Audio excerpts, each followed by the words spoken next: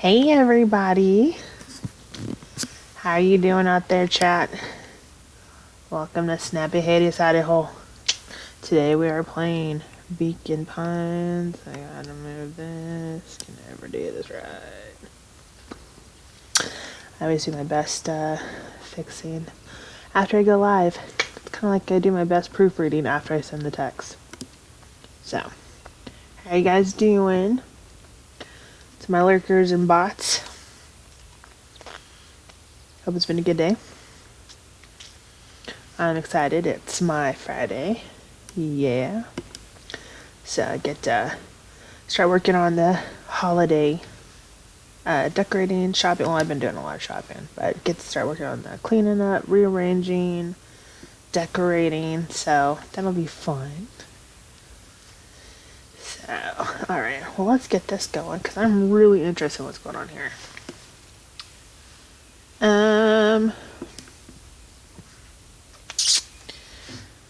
So, my camera's blocking. I'm sorry. I thought I was past this, so maybe the game backed up a little bit. I don't know. And since my camera's covering, let me just read. It says, as Luca pounded the glass, the floor dropped from under his feet. Remember, he's in that toll booth that Mr. Nuncreed had shoved him into. As Luca pounded the glass, the floor dropped from under his feet. The inside of the phone booth was now a loose capsule plummeting at gravity's whim. Luca winced and pressed his hand to the walls. He braced himself for impact. The capsule hurried to a surprisingly smooth stop. He felt a cold rush of air and opened his eyes with hesitance. Two large figures in hazmat suits occulted his view.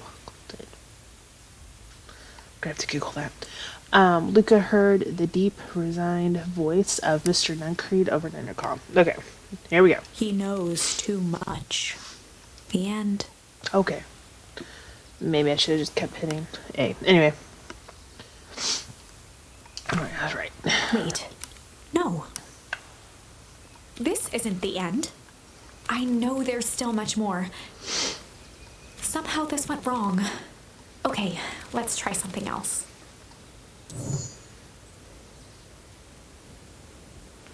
What's really sad, though, is now I know Mr. Nuncreed is a bad guy. It's kind of sad. Okay, so, remember the check marks? I've used all of my charms to their fullest. So that's done. That's done. Okay, then. Here we go. Let's try this. Let's back it up to here.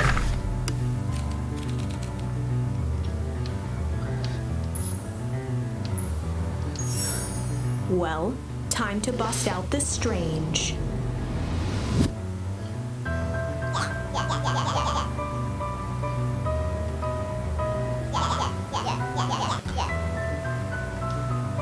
Beck stared in silence, the only sign of life being the twitch of an eye.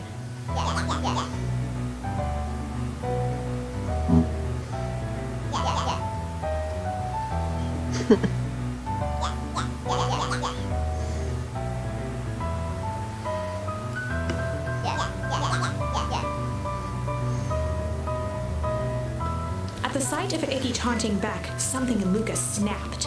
Iggy's smirk shifted to a look of shock as Luca launched himself into his stomach. Iggy's clothes were drenched in the glowing ooze. Oh.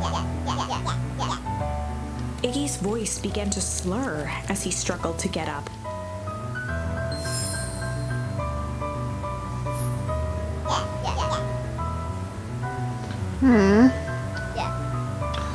Oh.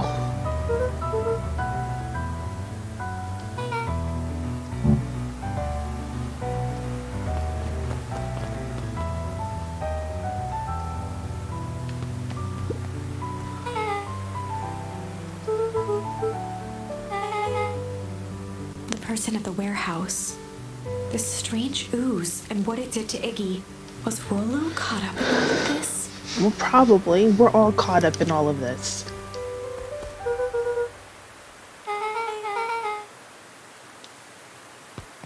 Wake up and smell the scandal.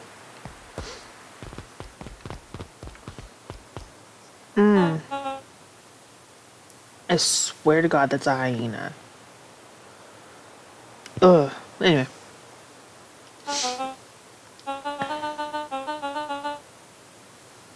We're looking for Rolo. What do you mean what I'm doing?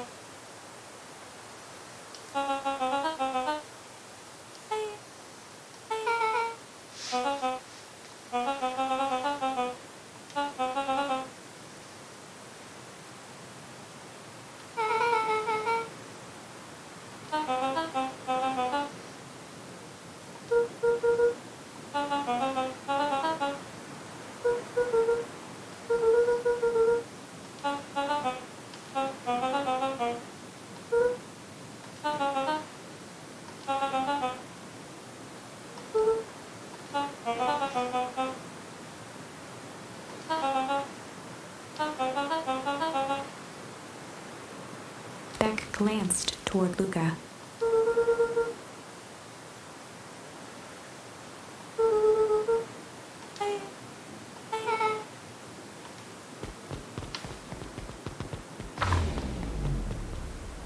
Rolo was safe. A wave of relief washed over Luca, which was quickly replaced by a sense of dread. Gran is going to kill me. If he hurried, he might just make it home before sundown. Chapter 4. Our harvest awaits. Luca took a deep breath and gingerly opened the door, steeling himself for Gran's wrath.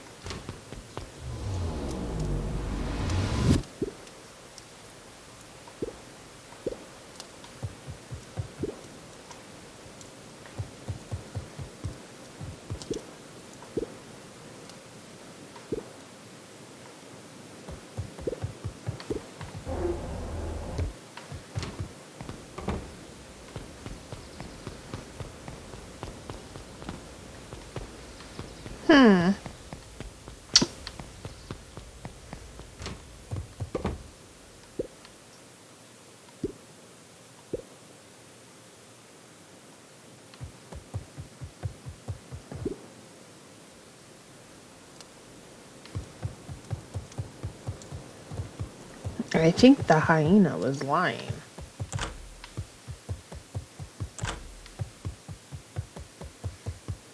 Luca was alone. The house was empty.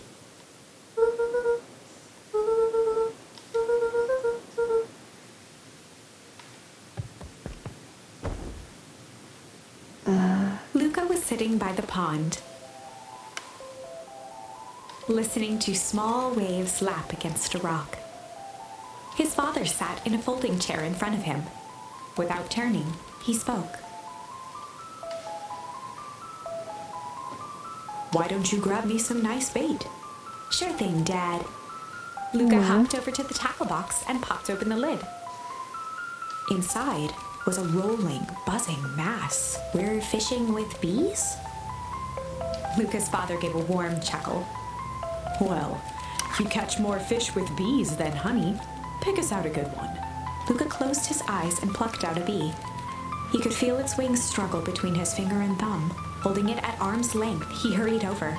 His father deftly baited the hook and examined his work. "Interesting choice." With a practiced flick of the wrist, the line buzzed in a graceful arc. The water accepted it without a splash or ripple. I'm liking this song. The wrong choice, but I respect it. The pond began to freeze over. Sometimes we gotta make the wrong choice before we can make it right. Pallid ice propagated across the still surface with an alarming speed.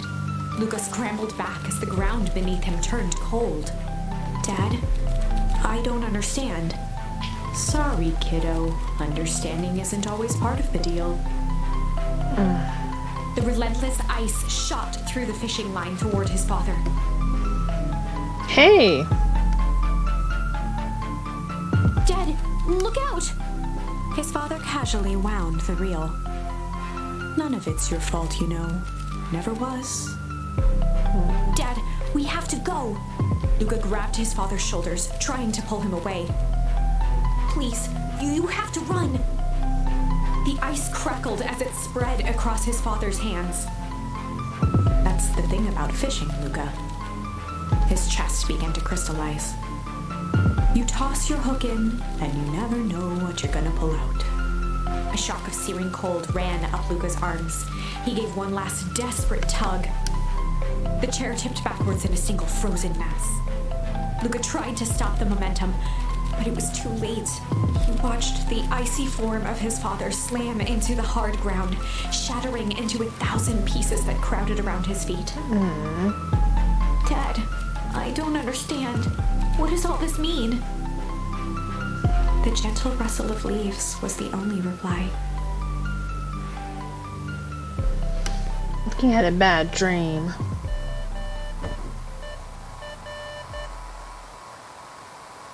Luca's eyes struggled to focus on the walkie-talkie.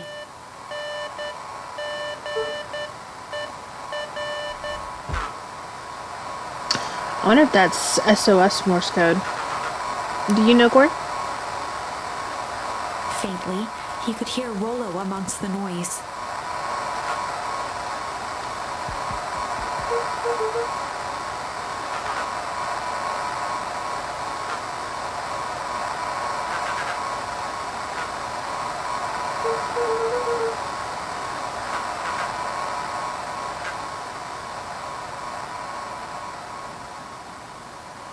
Yeah, me neither.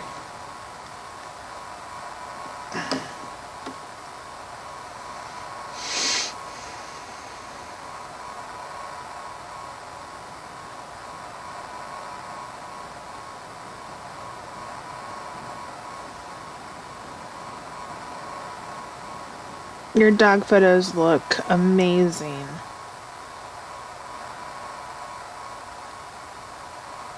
That lady did a really good job.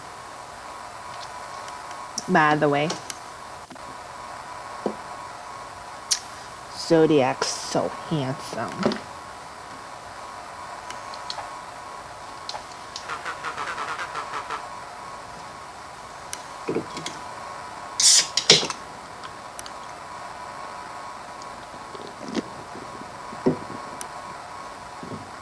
Ooh, I knew it. That hyena was a liar. Lolo's voice was coming through more clearly now, but some words were still just static.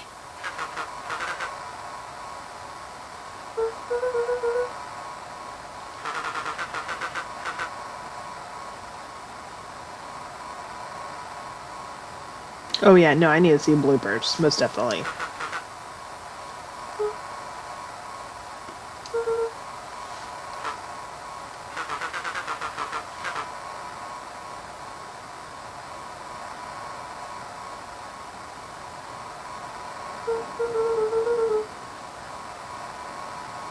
Yeah, it's because Mr. Kerr is a liar. Ooh. He's a rapscallion. A ne'er-do-well up to skullduggery. The signal went silent.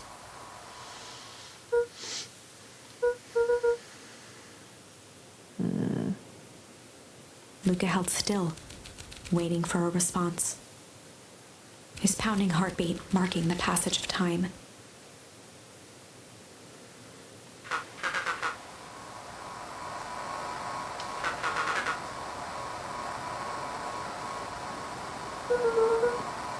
Lolo's voice began to fade.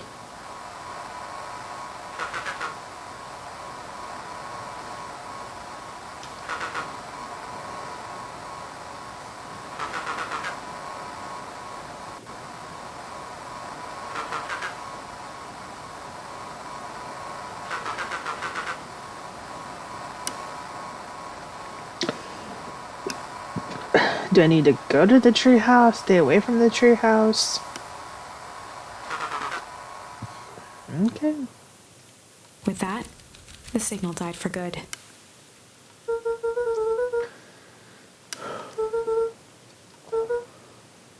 Oh, the antenna.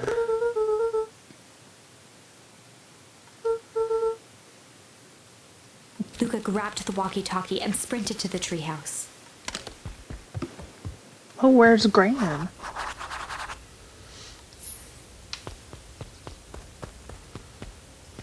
Luca heard a group of footsteps approaching. He dashed behind the bushes to avoid being spotted. Gran!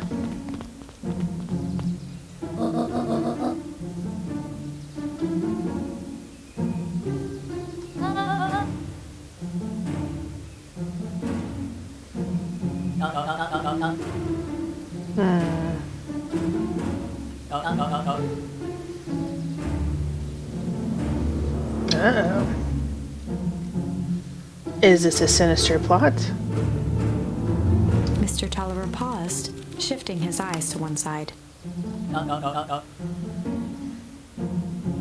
Nope, maybe not.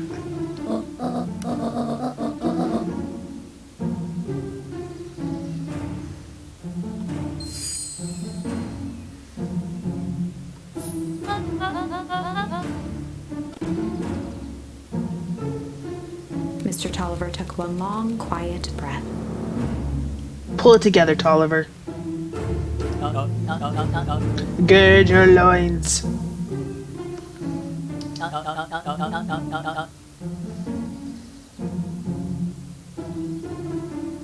No, I think the Valentines are up to something.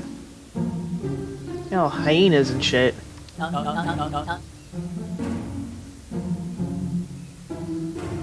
Yeah, her hyena resources. That's right, I'm prejudiced against hyenas.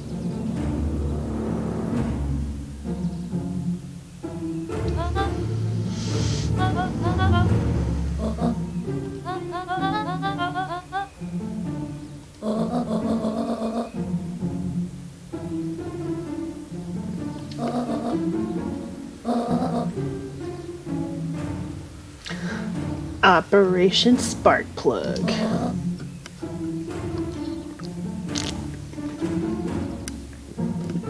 The three shared a determined look.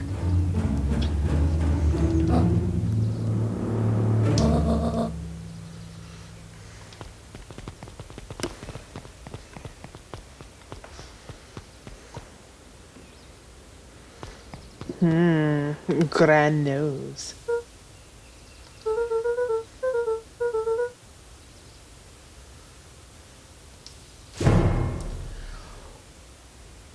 Oh, that scared me.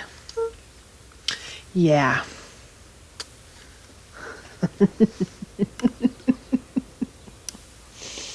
It's a lot like that.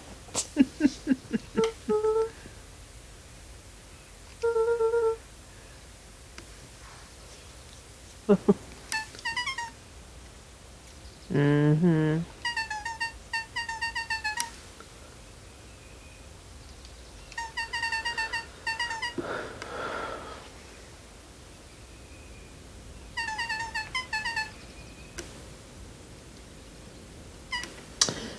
No.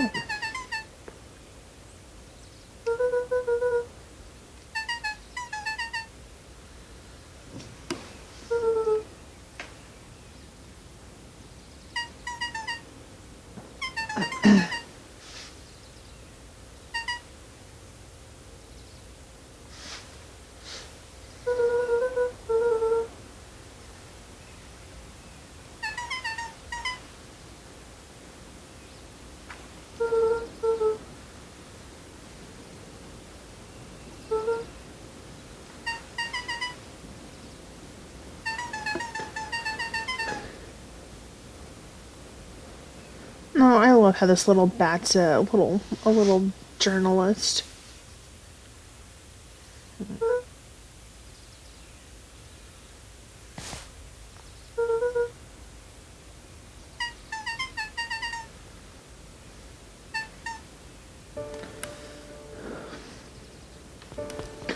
Nice. Oh, wrong way.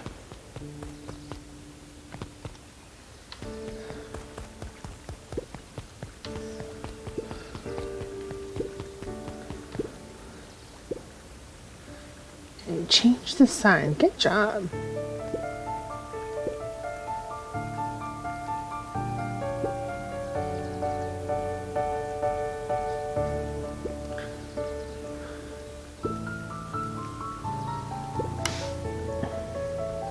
The two boys shared a mischievous grin.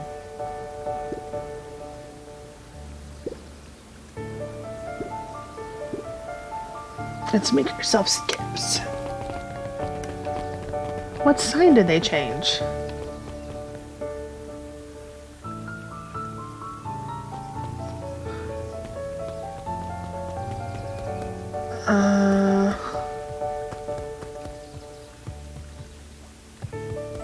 That looks like it's spelled correctly. The treehouse this way. Yeah.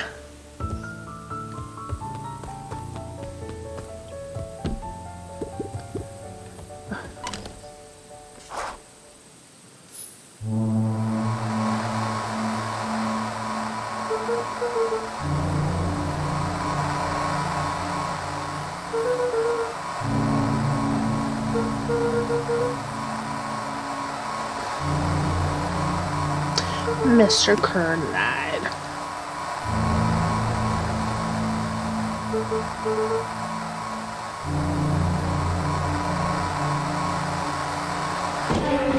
Whoosh. Oh, I wonder if Beck's in there. Luca could only see a cloaked shape behind the rocket.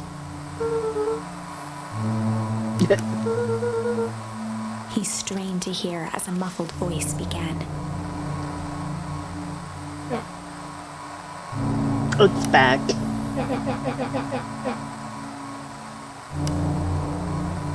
Fear gripped Luca's throat.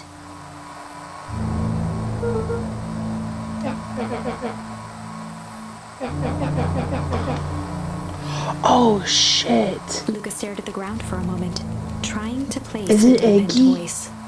The figure shifted slowly from behind the rocket, revealing itself to Luca.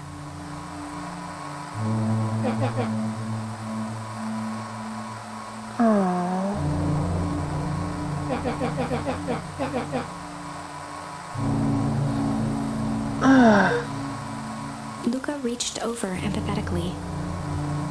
Iggy's tone jolted to dejected anger.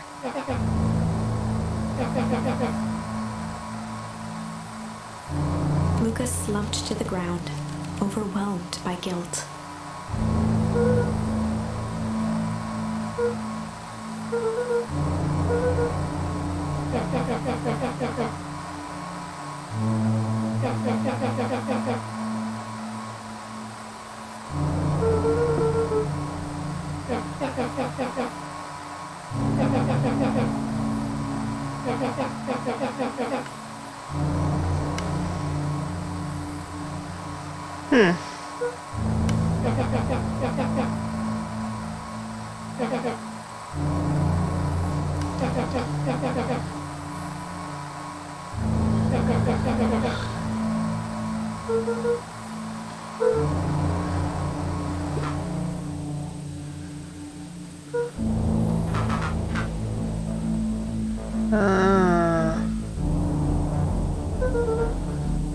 I'm gonna get Iggy out of here.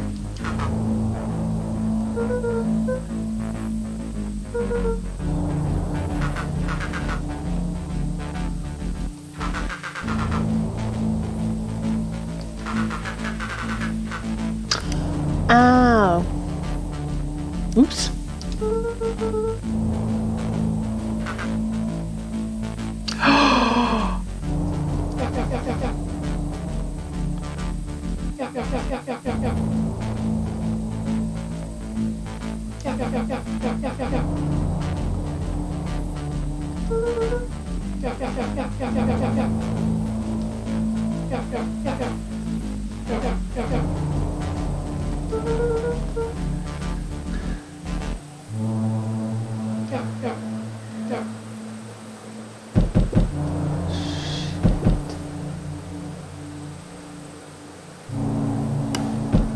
Real thumbs up.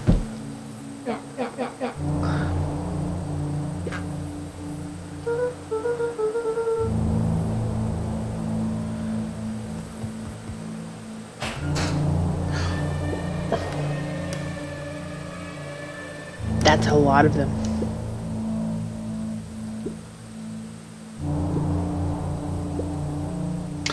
I'll be brief. Your time is valuable to us.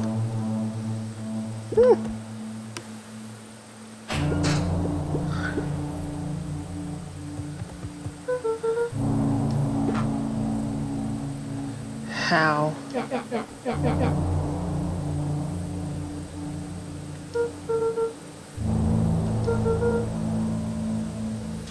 A bunch of them. Yeah, I see all of them.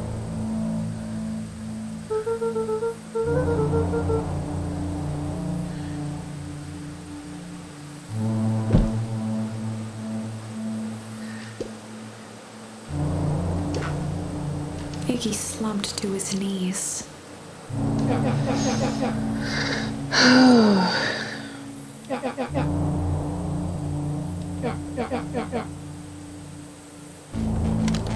Luca grabbed the walkie-talkie and headed for the window.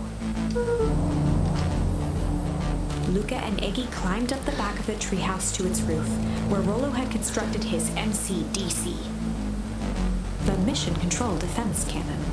Oh. From behind the crowd of clipboards, William Kerr strode forward, a warm smile on his face. See that hyena?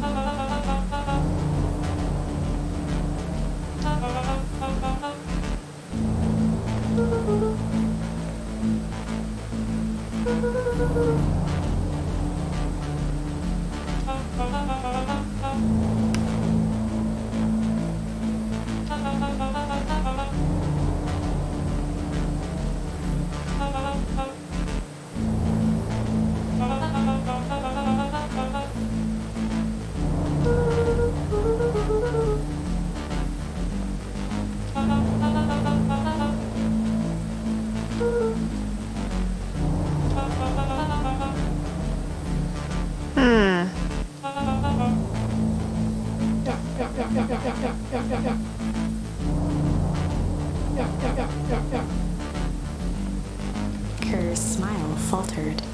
Ooh.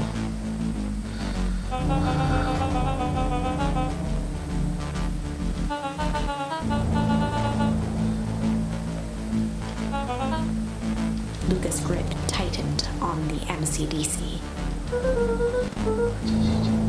What did you do with Rollo?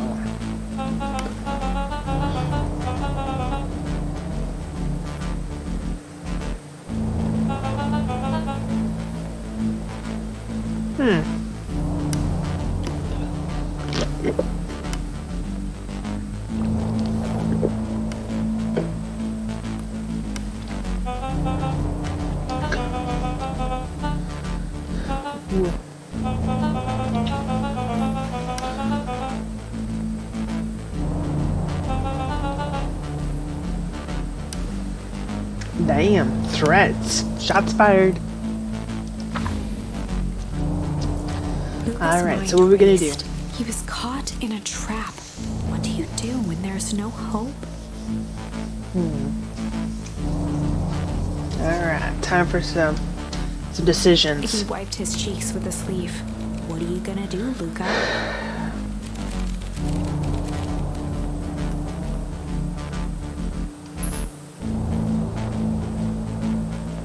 Is that a get? Well, let's see what happens. Luca drew himself up and decided to take the only option they had left. Fight. He swung the Mission Control Defense Cannon around, aiming it confidently at the smirking face of William Kerr. If he takes this dude's head off, I'm gonna freak.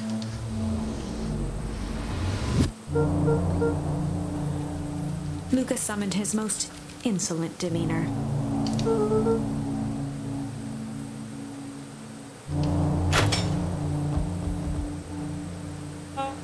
I'm out.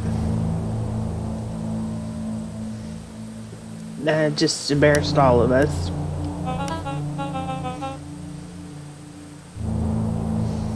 Yep, we're all embarrassed now.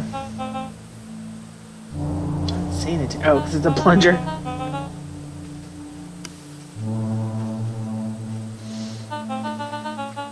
Kerr turned his back on the two boys. With a nonchalant wave of the hand, he made his exit.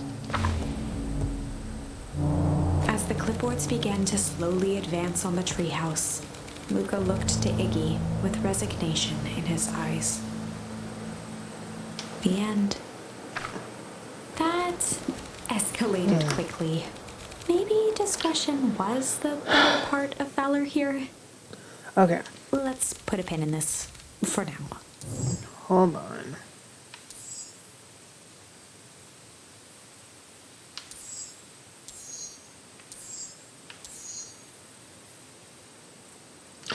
Really?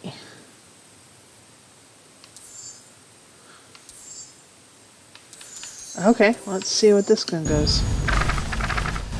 Whew, backing it up. Struggle. This is a story about struggle.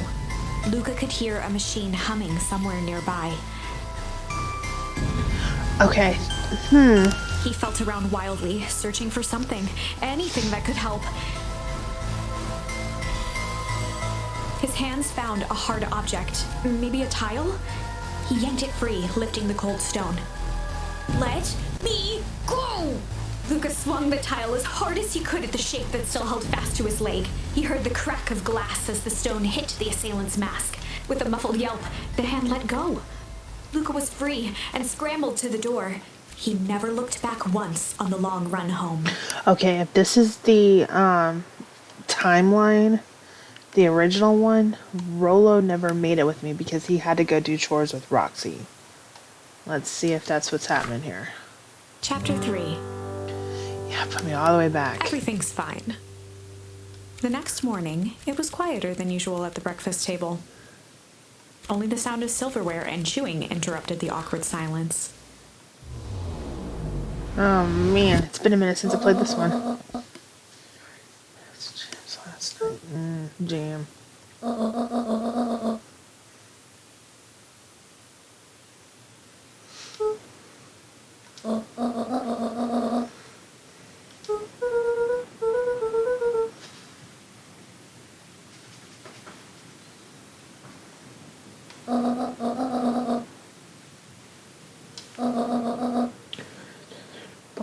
So you gotta drop off Jam.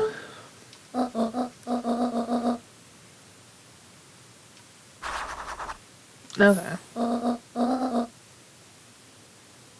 Okay. Jam delivery.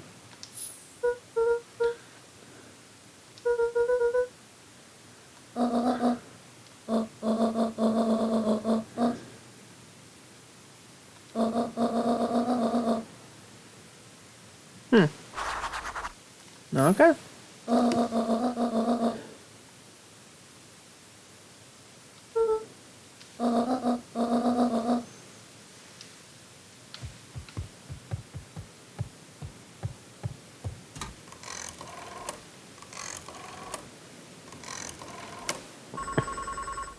What's Graham doing?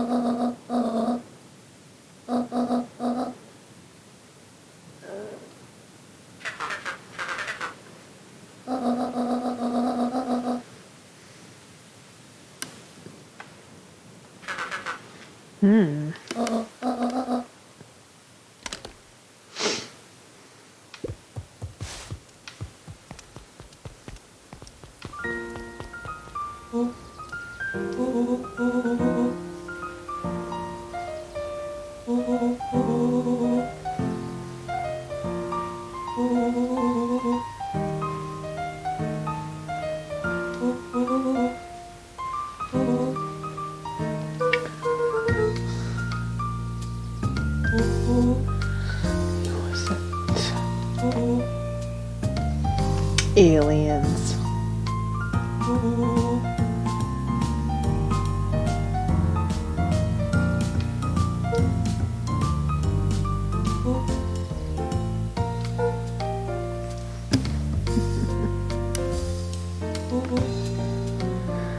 Yes, it was alien zombies.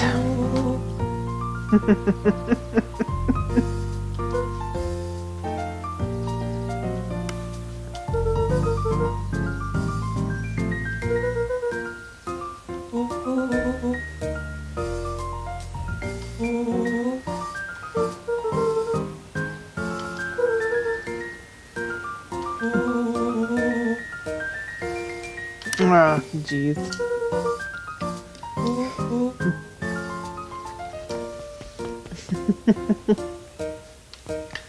Okay, let's go deliver some jams.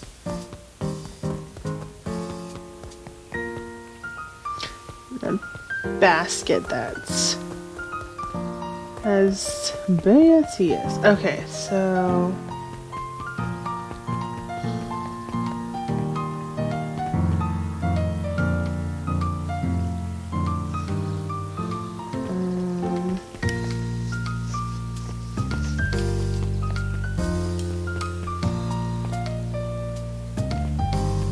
okay, there's... Huddled at his counter, Hiram Tolliver was meticulously shining apples.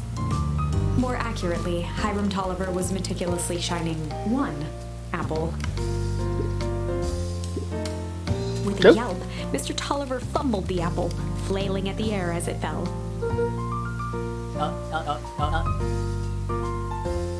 He leaned forward and lowered his voice.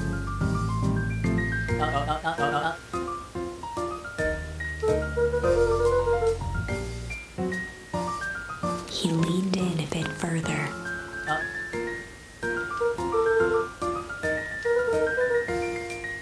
Mr. Tolliver leaned back, speaking loud enough for anyone to hear.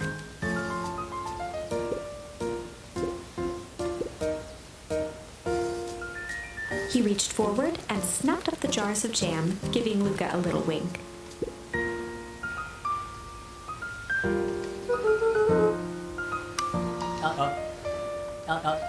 He leaned in for a final whisper.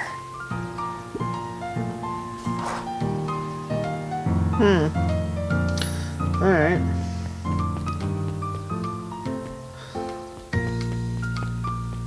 Nuts and bolts.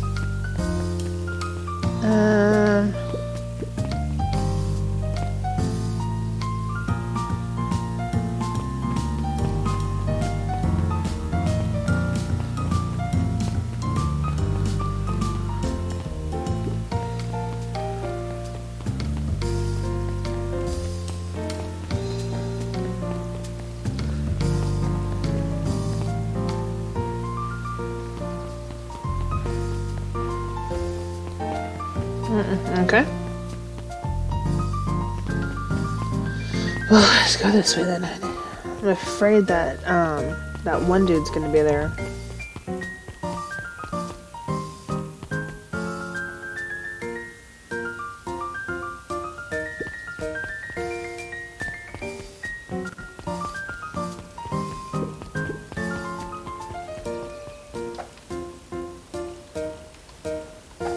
Okay, where's Mrs. Fratelli at?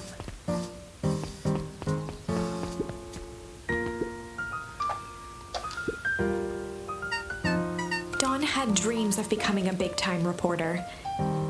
At night, she searched for the story that could be her big break. By day, she hawked papers at the newsstand.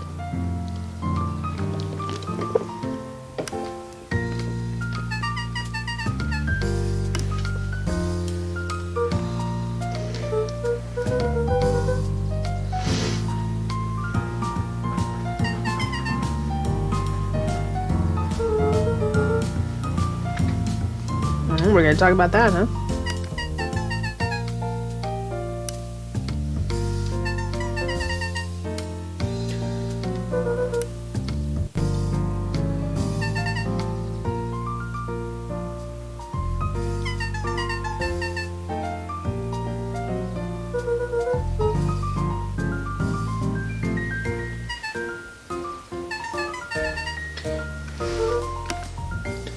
Ooh.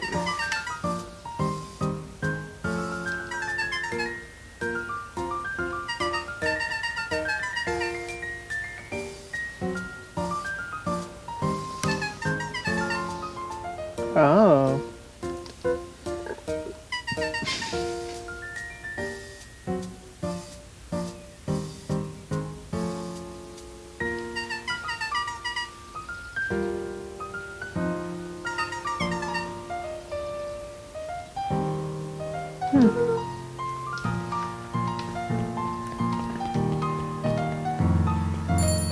Okay.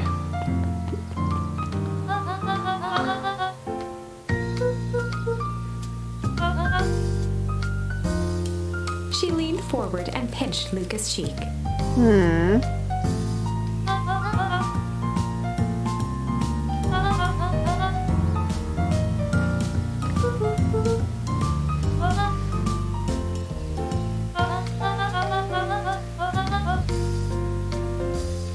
Oh.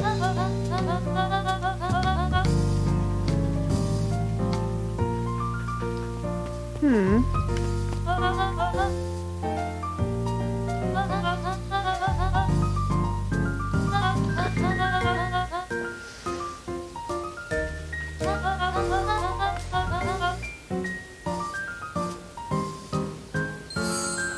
Oh, okay. I'm trying.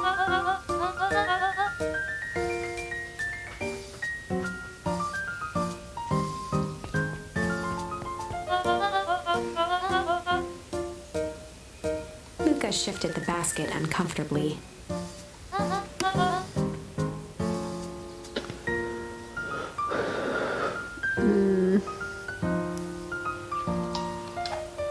Mrs. Fratelli lifted the cloth and inspected the jam.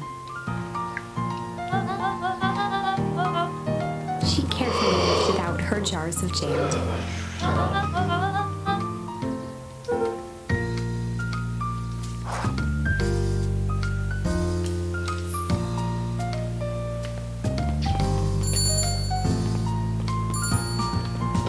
Sorry, I'm gonna talk to this guy real quick. Oh. Never mind.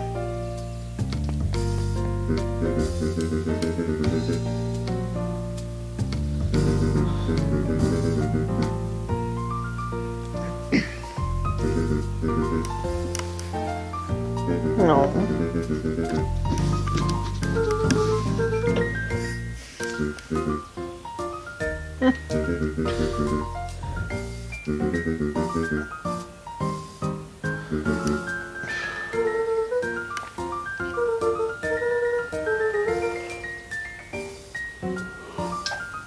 Oh, God, quit hitting the wrong button.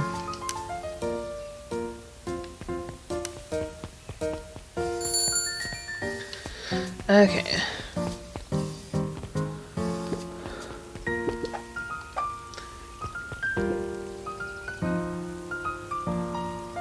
Eris Valentine, oldest of Sharper Valentine's children, and heir to the Valentine fortune. Had a way of making questions seem like demands.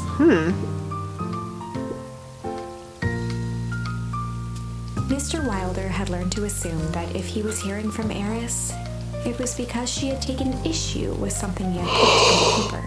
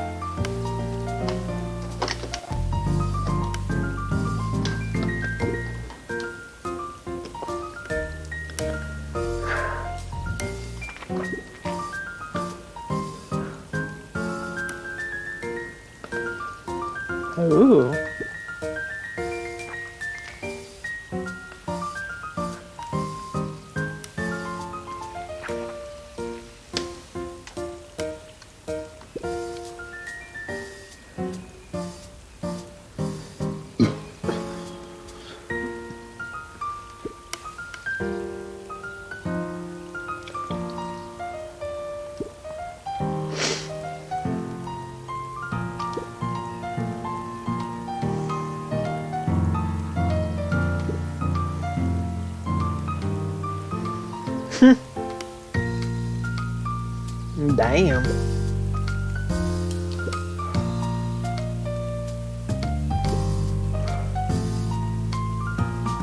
Mr. Wilder averted his gaze and began to polish his mop.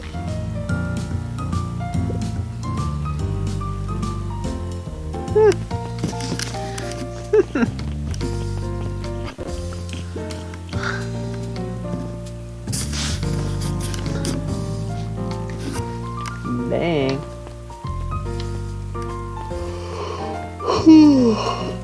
Oh no. Must stay awake.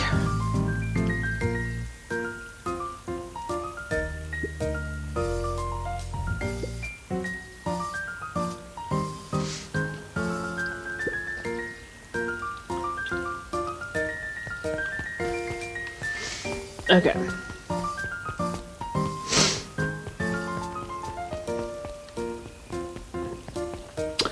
I do have to kind of treat this like the first time I've done this, just to make sure I get all the charms. And that tree looks like, whoops.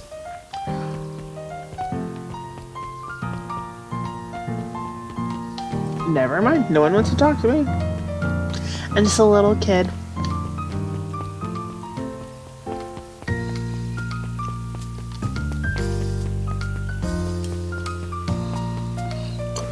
Okay.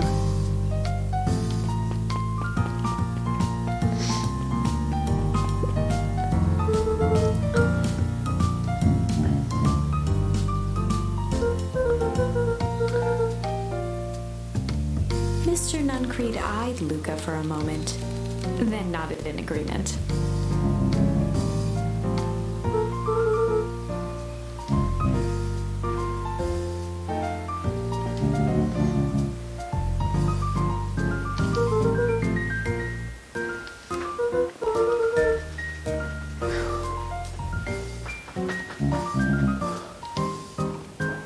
Nuncreed snatched the basket from Luca.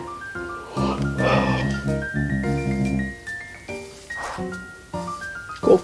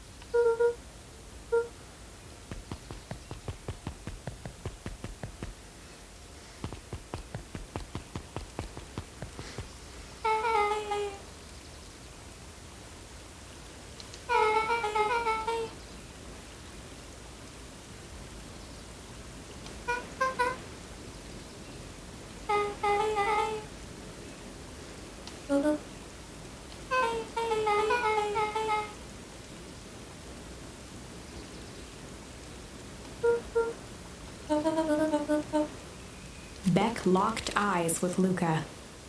The look on her face was equal parts expectant and desperate.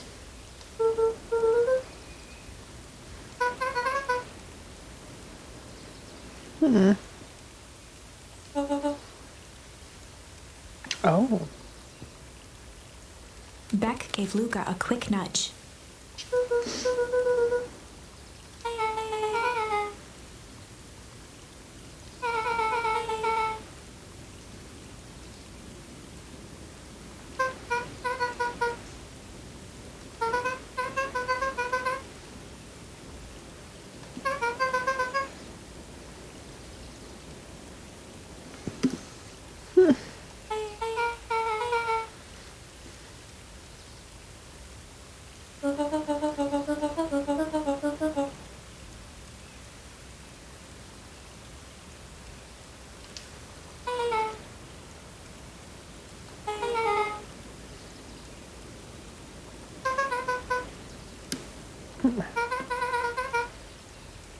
Oh.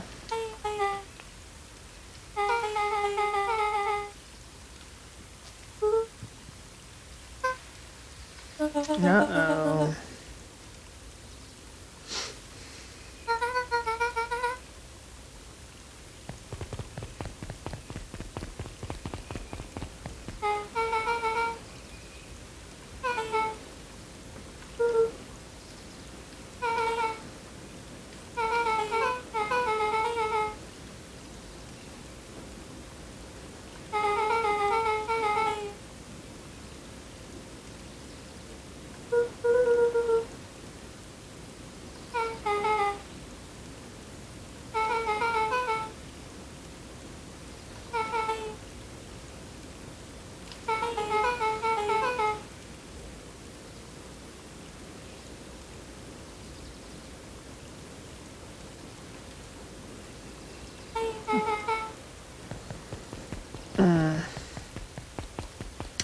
What are we gonna tell Rolo?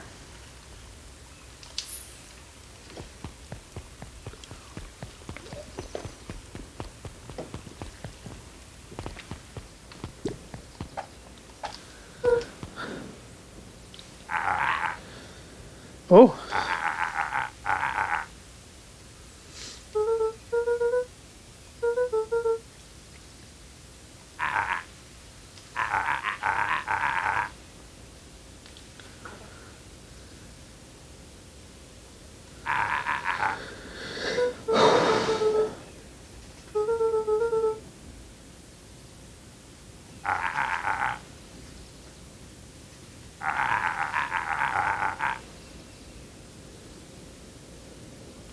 Jeff dug through his pockets for a bit.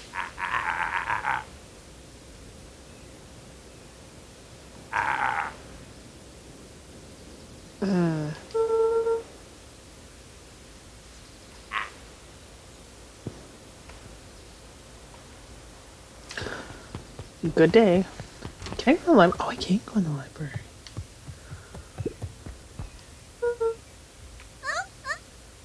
I'm a little penguin.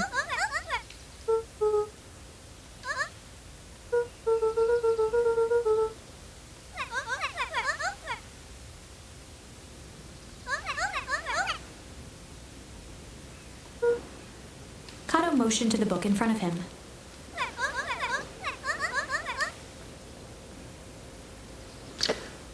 I just remembered he had that bee dream.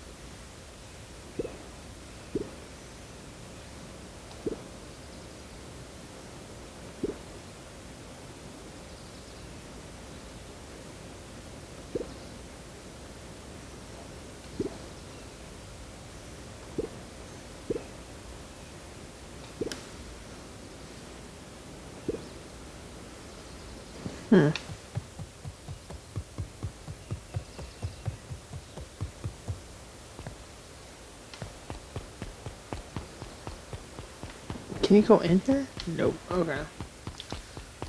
Telephone.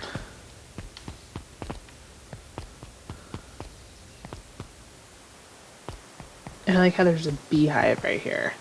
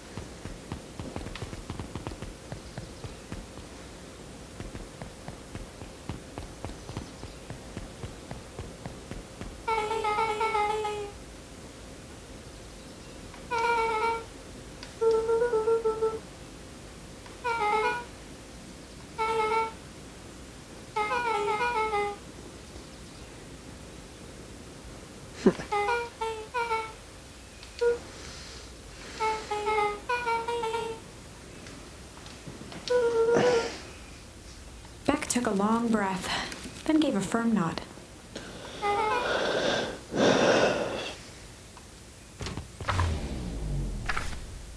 Chapter 4. Oh, Dinner with the Moodwills. the Moodwills. Ilona Moodwill was worried about change. A gardener at heart, she understood the necessity of change, relied on it even. But there was a difference between the controlled world of her plants and this cluttered cottage in a strange town. Almost done. Nellie was a blur of activity, digging through boxes. Sorry, love, couldn't find the dishes. We'll have to make do with paper plates. Dinner went by without much conversation. As she watched Beck and Luca finish up their pizza, Ilona let herself relax into the chair. The things she cared about were still here. Nellie finally had the job of her dreams. Beck was beginning to take root. Ilona's task was simply to tend to them. She could do that.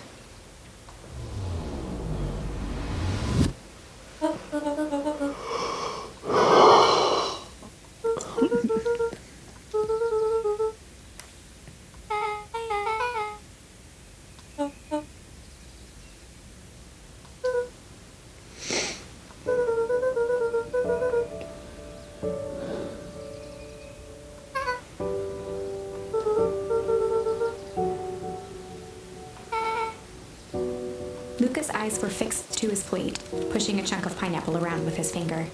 Nellie was the one who eventually broke the silence.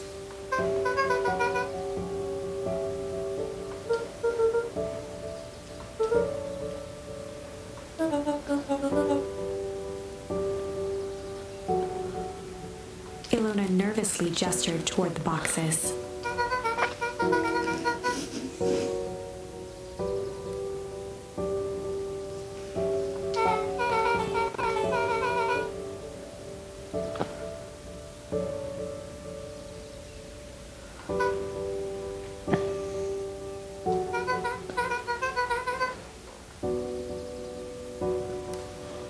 Oh, poor baby.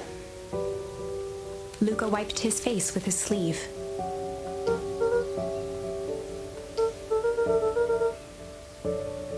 Beck gave Luca a swift kick under the table.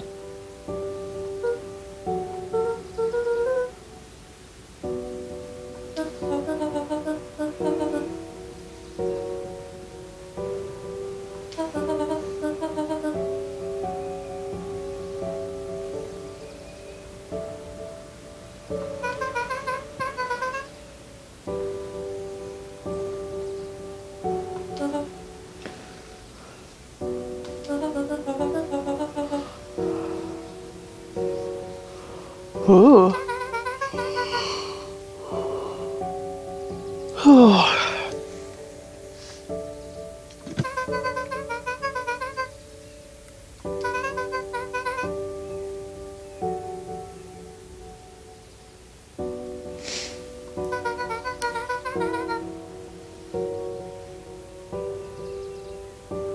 Luca glanced over to Beck. She seemed to be holding her breath.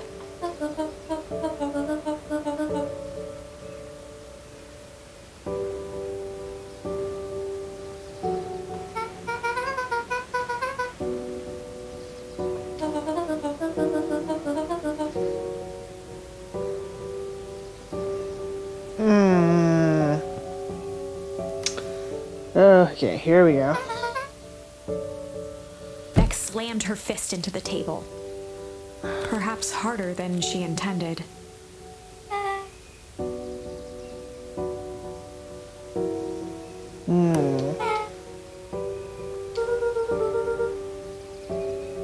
Luca glanced outside to gauge the time. The sky was darker than he expected, filled with ominous clouds.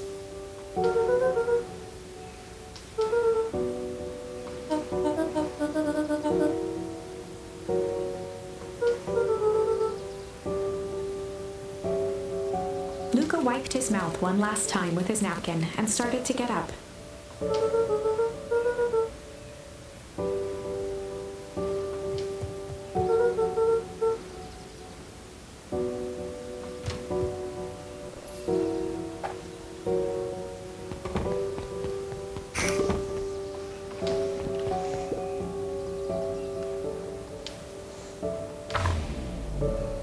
Hmm. Surprised, Luca turned around. He knew Rollo could be prickly around new people. But Beck seemed cool. Rollo would warm up to her eventually. Probably.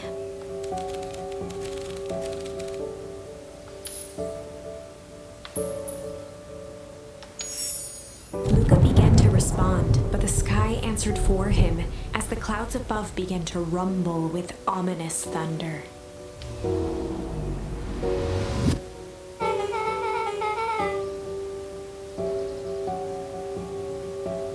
Luca surveyed the roiling clouds.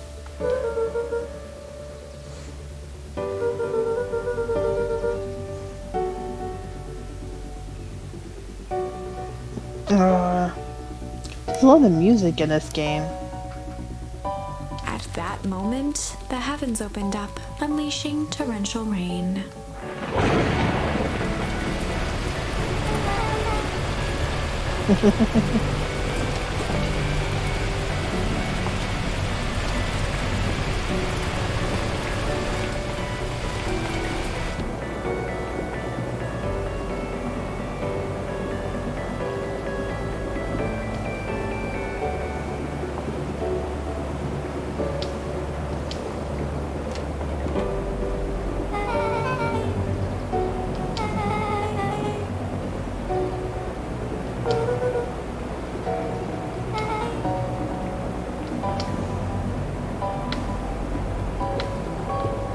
Luca squinted into the eye hole of the microscope.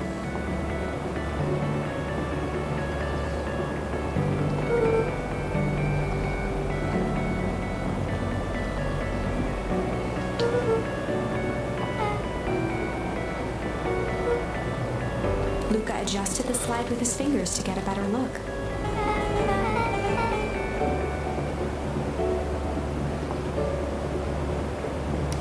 That's cool. Luca wiped his hand off on his sweater and gave a nervous laugh. Beck looked down, timidly tapping the ladder with her feet.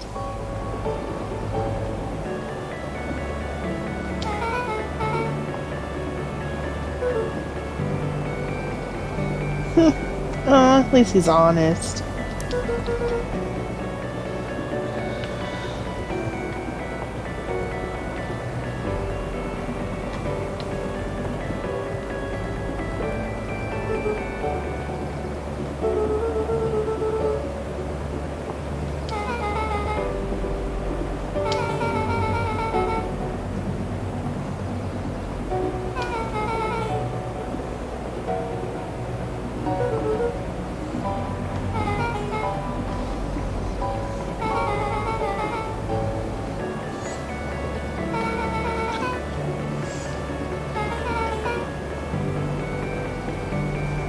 Luca flicked at one of the toggles.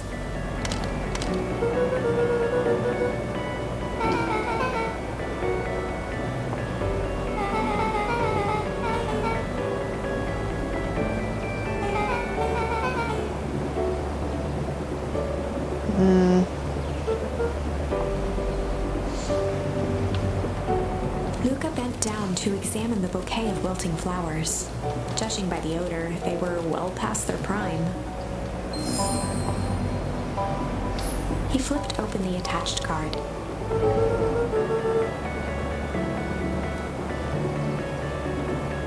Aww.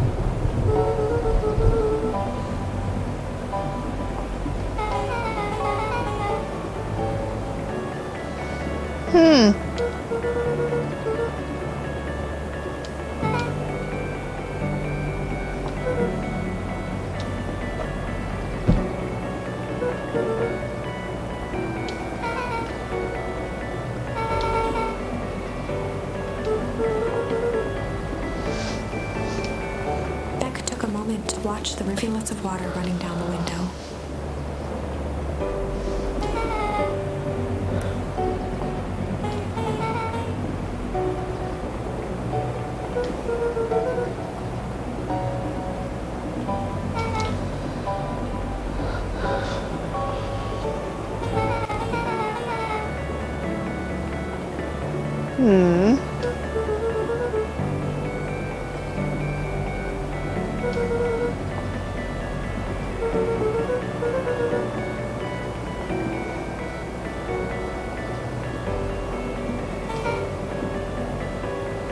Luca took a deep breath, exhaling slowly.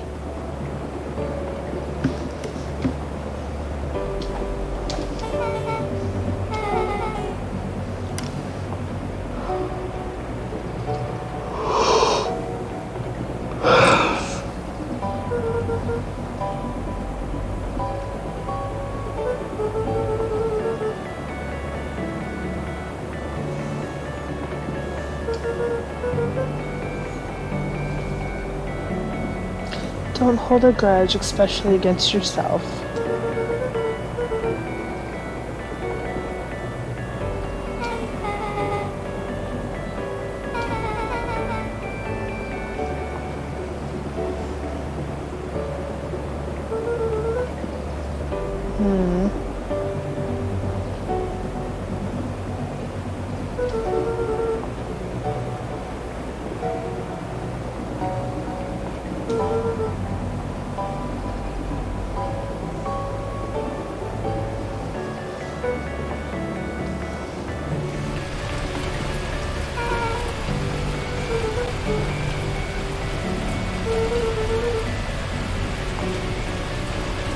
No.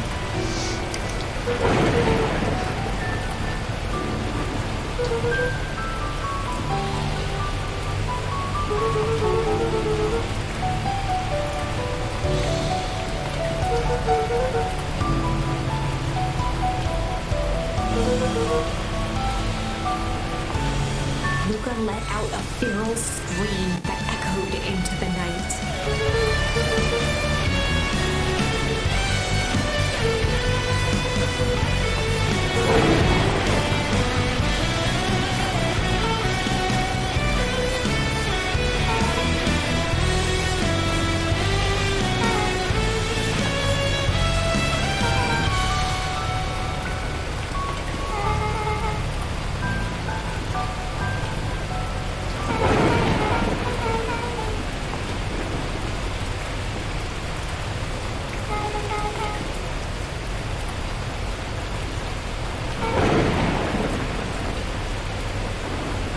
Her voice dropped to a trembling whisper. Beck brushed off her shirt and straightened up.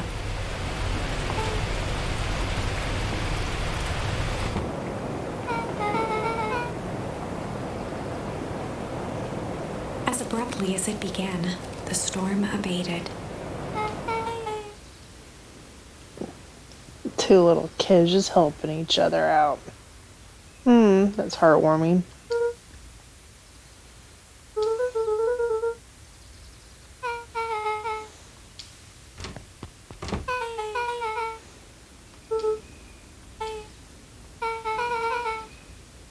Beck gave Luca a light thump on the arm before heading in.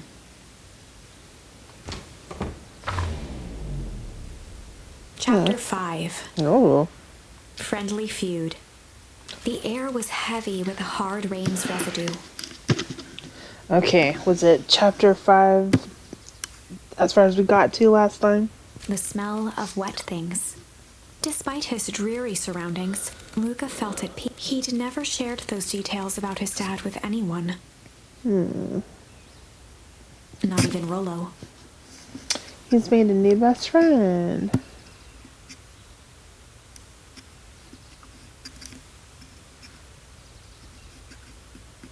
That's really sweet. But it's not like this changed anything. Rollo was still his best friend. Adding Beck to the group would help balance things out. Everything's better in threes. This is what Luca told himself as he headed to the treehouse.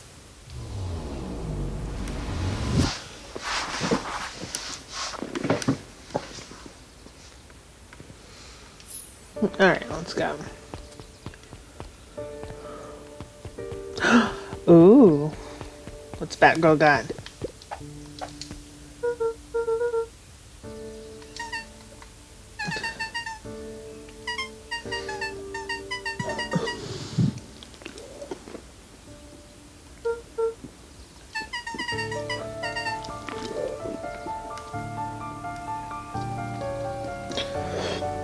Conditions.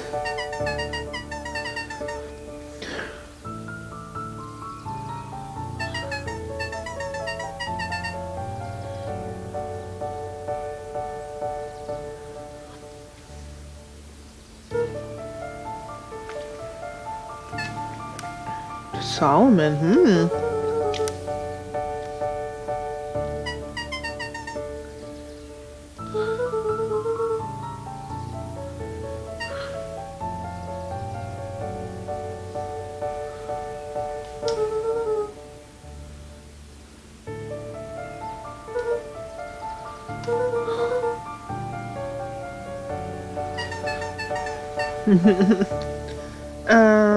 yeah, they do.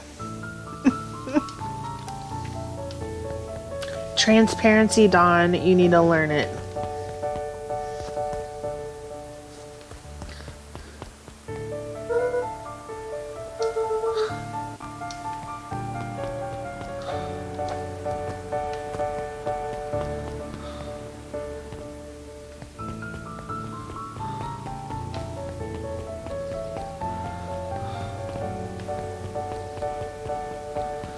I feel like I know all this town's secrets now.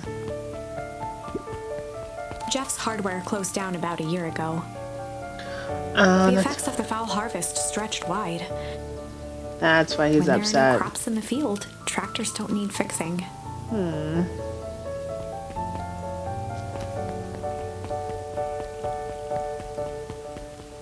Is she still here?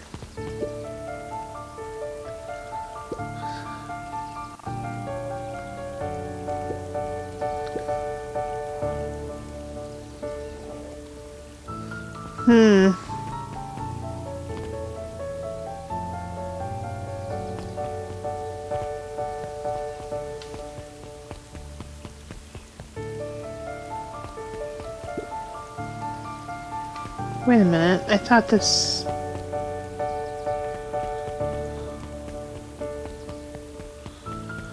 I'm confused myself now. Oh.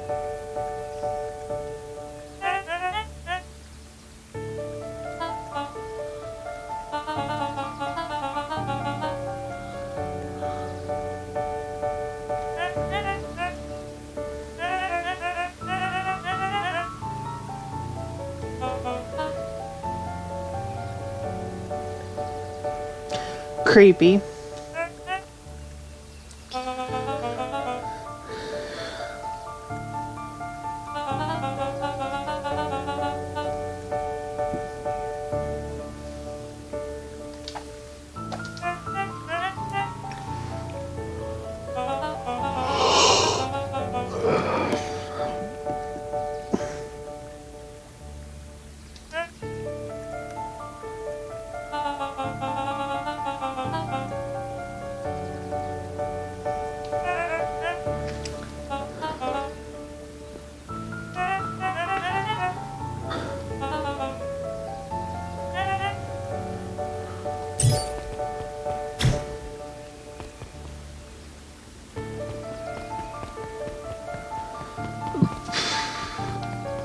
Is there anything in the trash can?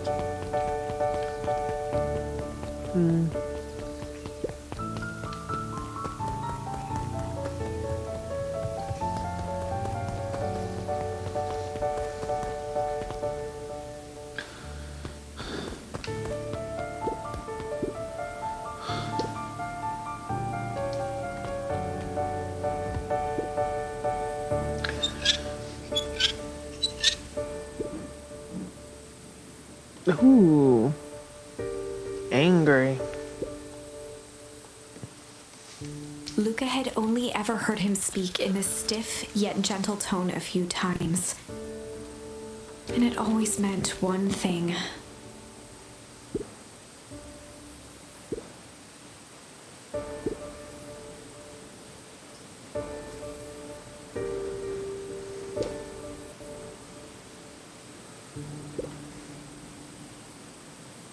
almost scoffed.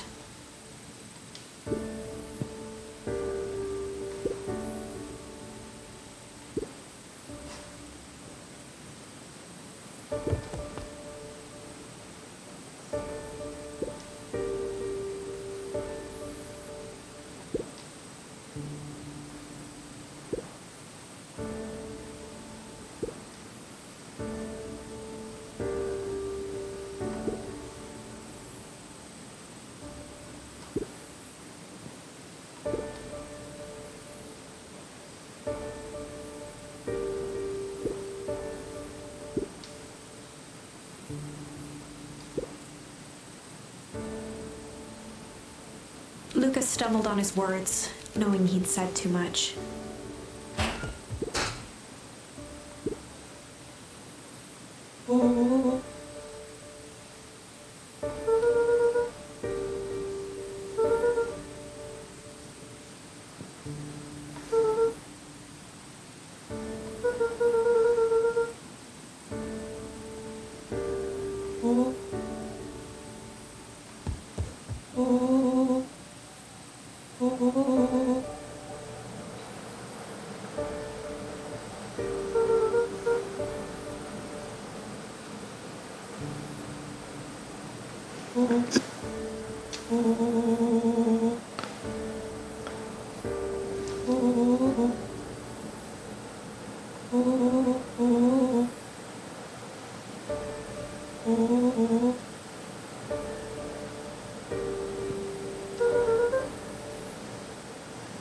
Luca became instinctively angry in response.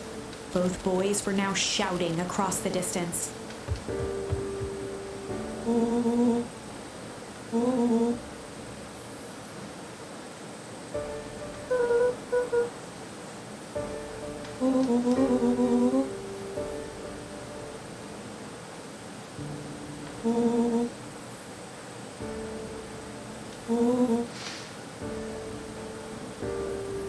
What are we fighting about?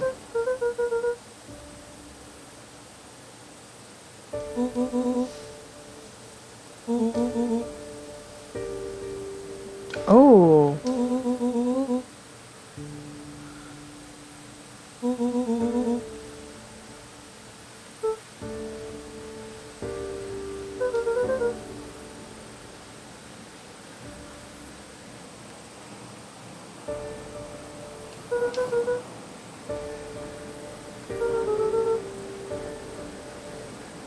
Rollo's tone changed to a calm, yet more intense anger.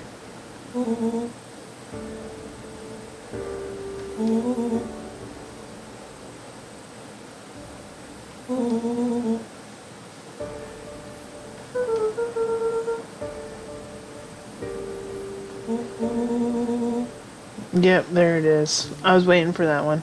The words hung in the cold night air. Rollo's stomach dropped, knowing he'd crossed a line. But it was too late.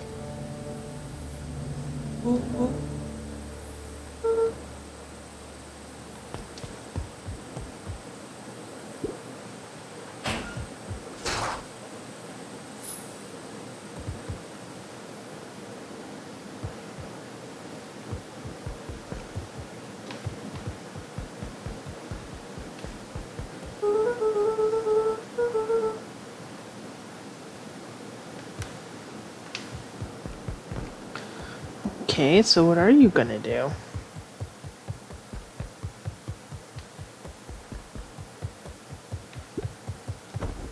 Luca dug through his old stuff, not even sure what he was looking for.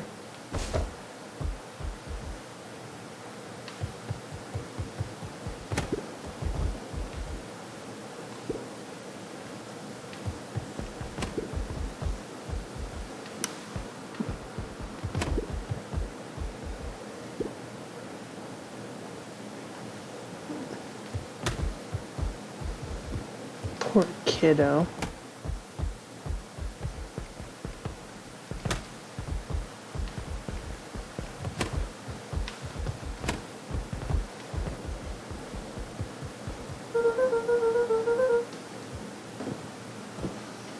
Okay.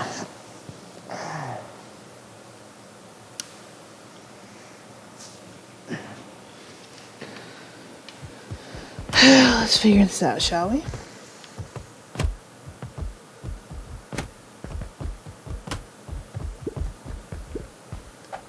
Okay. No.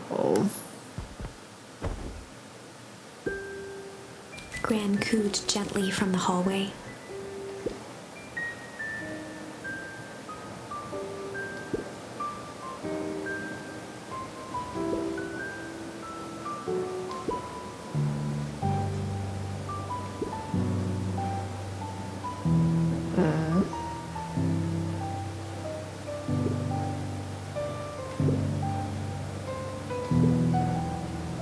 Luca just wanted to be alone. Poor baby.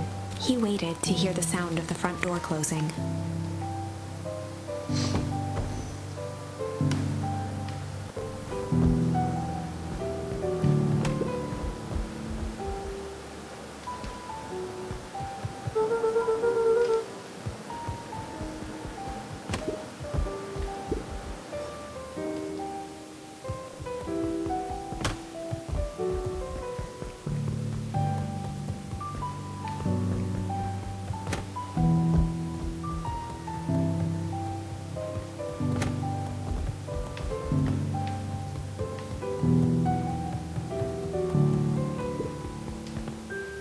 Luca dozed off again.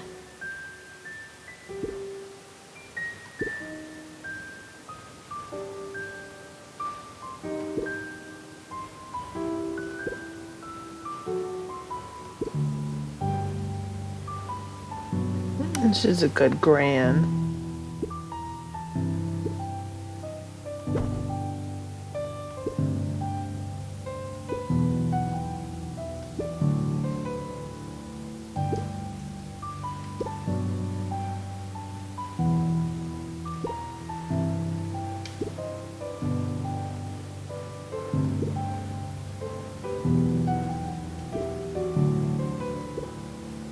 Luca still couldn't bring himself to go out. Besides, if he ran into Rollo, he'd have to actually confront the situation.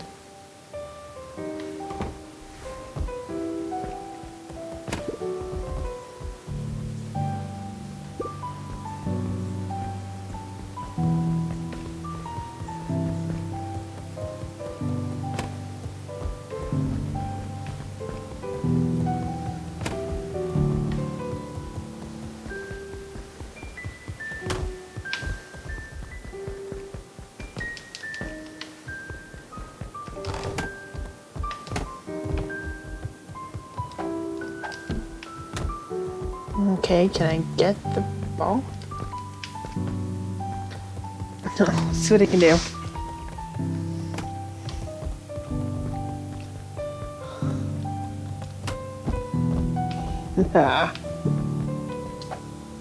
I keep hitting them. The Adventures of Hank Atomic.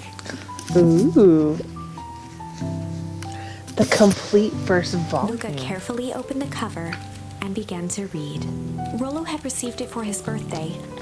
A special hardcover edition with behind-the-scenes commentary and bonus art. Rollo cherished it, but asked that Luca keep it at his house.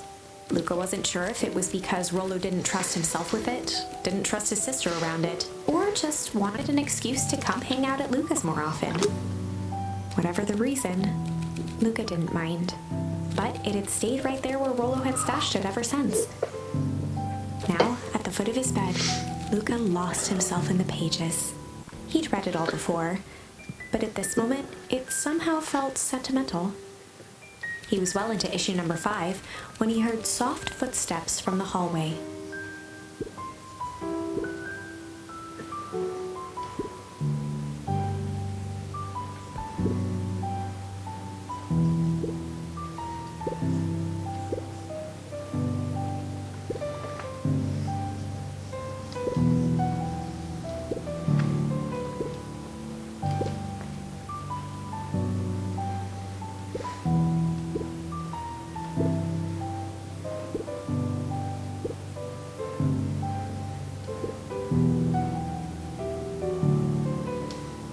Without realizing it, Luca had pouted away the entire afternoon.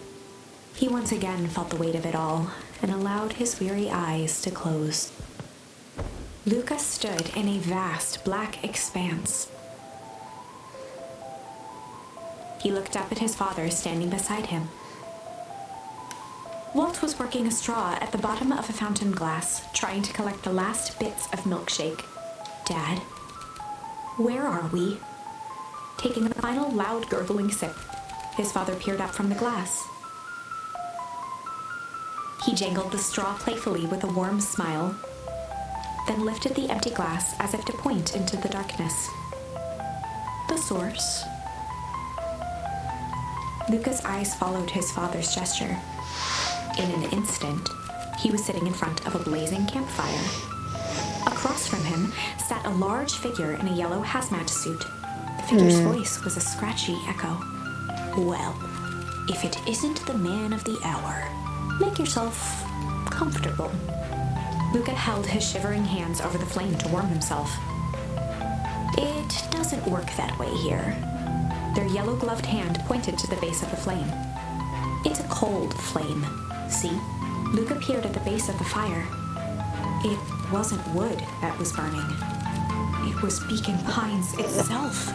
Tiny buildings, freezing and crumbling as they were consumed by flame. Luca could see small shadows moving in the burning city. People. Luca leapt to his feet. We've got to help them! The figure gave a dismissive wave of their hand. Why waste energy helping people who can't even help themselves? The figure bent down to examine the panicked crowd as they desperately tried to stop the flames. They only care about what's right in front of them. Not like us. Luca's voice was a trembling whisper. Us? The figure slowly stood up, grabbing its helmet with both hands. With a jolt and a twist, the suit emitted a gasp. A cloud of torpid mist escaped, slowly revealing the face with Luca's own face looked back at him. Older, worn, distant. The sensation was oddly familiar. I bet he looked like his dad. As if he'd caught his own reflection by surprise in the mirror. The doppelganger smiled. I tried to help once. He gestured towards his face. And all it got me was this. Lucas staggered back. You aren't me. Luca felt a hand catch his shoulder. His father was there again, beside him. Every choice sets us on a path. This is the end of one of your paths, son. Luca watched his older self shake its head ruefully, its face twisting into a cruel grin. Well, Dad, if you wanted him to see this, far be it from me to disappoint. Luca watched in shock as the figure took a confident step forward and plunged into the flames. In a flash of cold light, he was gone. What does all of this mean? Luca felt a reassuring squeeze on his shoulder. Just remember, why we choose matters just as much as what we choose. Luca woke up to see a hazy figure at the foot of his bed, silhouetted in the morning sun. Is it green? Yeah. Oh, sweet baby.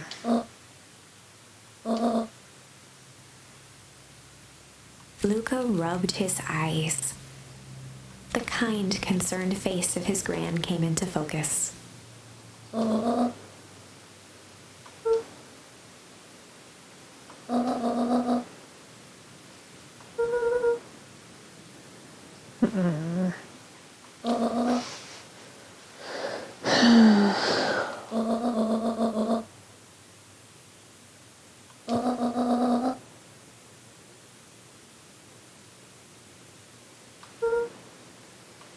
Gran silenced Luca with a gentle pat on the leg.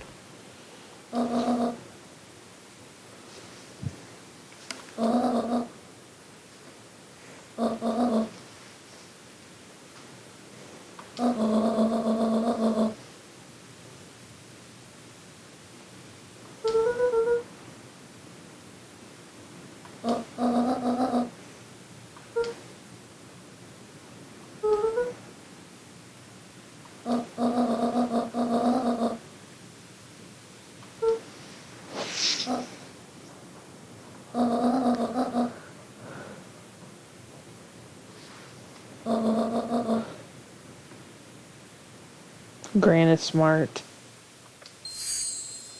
No.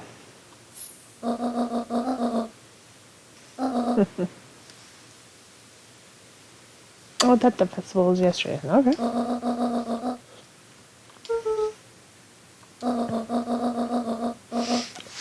Luca gave a reluctant nod.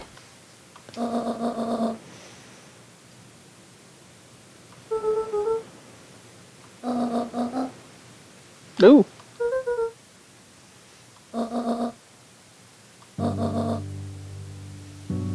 Ain't it though?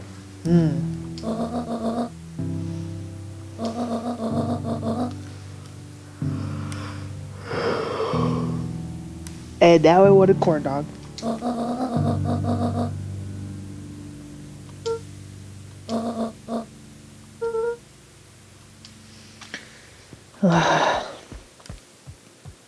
Luca took a deep breath. This sweet boy is just a heartbreaker.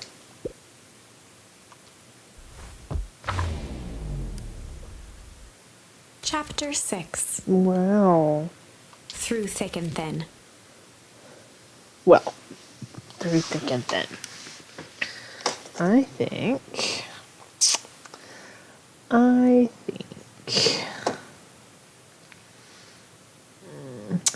think I'm gonna leave it there for tonight. So hopefully, nothing crazy happens and I'll be able to stream tomorrow.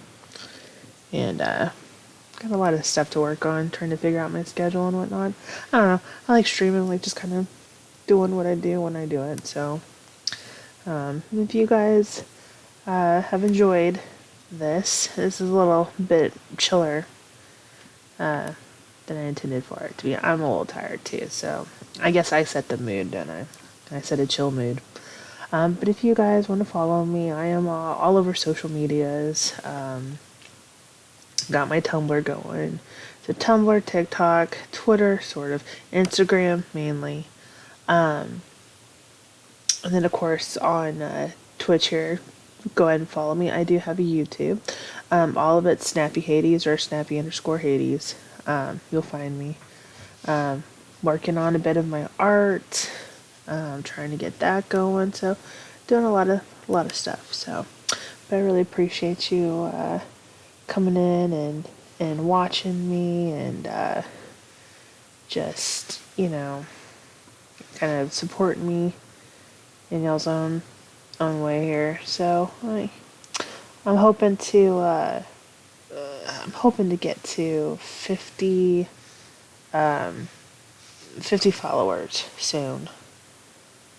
Having a little trouble with that, but I'm also not being very consistent, and we all know consistency is key, right? So my own damn fault.